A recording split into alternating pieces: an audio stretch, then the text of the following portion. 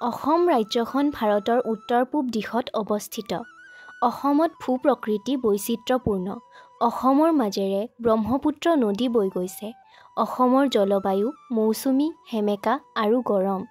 অসম বিভিন্ন জাতি-জনগোষ্ঠী আৰু সংস্কৃতিৰ মিলনভূমি। ইয়াত বিভিন্ন ধৰ্ম আৰু ভাষাৰ মানুহ বাস কৰে। অসমত বসবাস কৰা লোকসকলৰ লোকনৃত্য, গীত-মাত, বিভিন্ন উৎসৱ-পাৰ্বণৰ উপৰিও এবিধ উল্লেখযোগ্য বিষয়বস্তু হৈছে লোকক্ৰীড়া। লোকক্ৰীড়া হ'ল গ্ৰাম্য পৰিৱেশত গ্ৰাম্য জীৱনত সাধাৰণ লোকৰ মাজত প্ৰচলিত থলুৱা খেল-ধেমালি। এই লোকক্ৰীড়া গ্ৰামীণ লোকৰ দ্বাৰা সৃষ্ট আৰু প্ৰতিপালিত। অসমত প্ৰচলিত খেল-ধেমালিসমূহৰ কেইবিধমান খেলৰ পৰিৱৰ্তে উজনি আৰু নামনি অসমৰ প্ৰায়বিলাক খেলৰ ৰূপ সংযুতি আৰু গীত-মাত বেলেগ বেলেগ। নামনি অসমৰ বৰপেটা অঞ্চলত প্ৰচলিত কেইবিধমান খেল হ'ল এনেধৰণৰ। পানী-মাটি খেল। বহুসংখ্যক ল'ৰা-ছোৱালীয়ে একে সময়তে একেলগে খেলিব পৰা এই খেল মুকলি ঠাইত অনুষ্ঠিত কৰা হয়। মাটিত দীঘলকৈ আঁচ এডাল টানি খেলুৱৈসকলক ডাঙৰজনে বুজাই দিয়ে কোনখিনি নদীৰ পাৰ আৰু কোনখিনি পানী। সকলো খেলুৱৈ নদীৰ পাৰত সাজু হৈ থকা ডাঙৰ ব্যক্তিজনে ডাঙৰকৈ ক'ব পানী। পানী বুলি কোৱাৰ লগে লগে খেলুৱৈসকল পানীলৈ অৰ্থাৎ আঁচডালৰ আগলৈ জাপ এটা মাৰি যাব লাগে। তাৰ পিছত তেওঁ পাৰ বুলি ক'লে পাৰলৈ খেলুৱৈসকল যাব লাগে। কেতিয়াবা পানী বুলি কৈ পুনৰ পানী কয় আৰু তেতিয়াই পাৰলৈ অহা খেলুৱৈক খেলৰ পৰা বাহিৰ হ'ব লাগে। খেলৰ উত্তেজনাত পাৰ-পানী ভালকৈ নুশুনি অনুমানত জঁপিয়ালে এই খেলৰ পৰা সোনকালে বাহিৰ হ'ব লাগে। একেবাৰে শেষত দুজন খেলুৱৈ থাকে। জেকৰা দে উঠা-বহা খেল।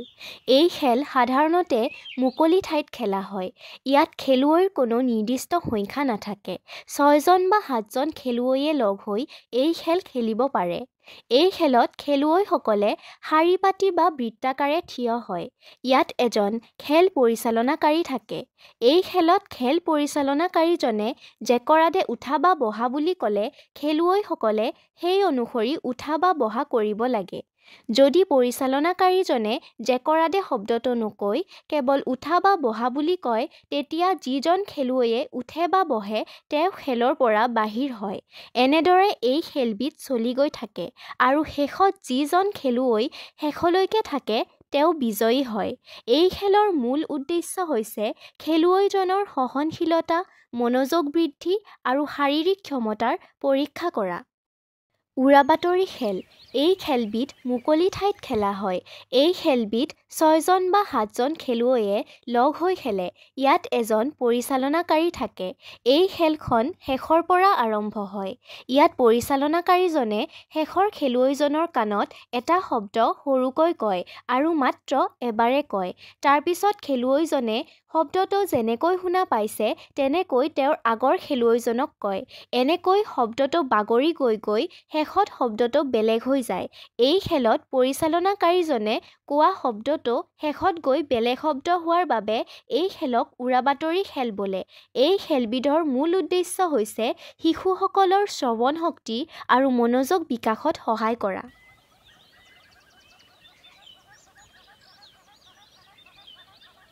অসমৰ লগতে বৰপেটা অঞ্চলতো প্ৰচলিত এইবিধ খেলৰ বাবে এটা মাটিৰ টেকেলি, এডাল বাঁহৰ মাৰি আৰু এখন গামোচাৰ প্ৰয়োজন। এজনে গামোচাখনেৰে প্ৰতিযোগী খেলুৱৈজনৰ চকুত বান্ধি দি তেওঁক এপাক ঠাইতে ঘূৰাই দিয়ে আৰু হাতত বাঁহৰ লাঠি এডাল দিয়ে। আঁতৰত পাতি থোৱা টেকেলিটো আন্দাজত গৈ যদি ভাঙিব পাৰে তেন্তে তেওঁক বিজয়ী হোৱা বুলি ঘোষণা কৰা হয়। এইবিধ খেল ল'ৰা-ছোৱালী সকলোৰে মাজত সমানেই জনপ্ৰিয়। দৰ্শকৰ ভূমিকা গ্ৰহণ কৰা খেলুৱৈৰ মন্তব্য আৰু উত্তেজনাপূৰ্ণ চিঞৰ-বাখৰে খেলখন উপভোগ্য কৰি তোলে।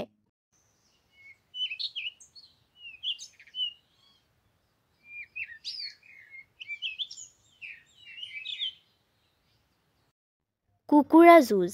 আহোম ৰাজত্বকালত বিনোদনৰ বাবে জীৱ-জন্তুক আধাৰিত কৰি কিছুমান খেল অনুষ্ঠিত কৰা হৈছিল। তাৰে ভিতৰত অন্যতম হৈছে কুকুৰা যুঁজ। কালক্ৰমত এই খেলবিধৰ আলম লৈ মানুহে নিজাববীয়াকৈ নীতি নিয়মৰ মাজেৰে কুকুৰাৰ যুঁজৰ ব্যৱস্থা কৰিছিল। ৫-৬জন ল'ৰা-ছোৱালীয়ে একে সময়তে একেলগে খেলিব পৰা এই খেলবিধত এখন ভৰি হাতেৰে দাঙি ধৰে আৰু আনখন হাত কান্ধত থাকে। এনে অৱস্থাত শৰীৰৰ সম্পূৰ্ণ ভৰ মাটিত চুই থকা ভৰিখনৰ ওপৰত থাকে। জঁপিয়াই জঁপিয়াই এজনে আনজনক খুন্দিয়াই দিয়াত যিজন ব্যক্তি মাটিত বাগৰি পৰে, সেইজন খেলুৱৈ খেলৰ পৰা বাহিৰ হয়। এনেদৰে অৱশেষত যিজন নপৰাকৈ থাকি যায়, সেইজন খেলুৱৈক বিজয় বুলি ঘোষণা কৰা হয়।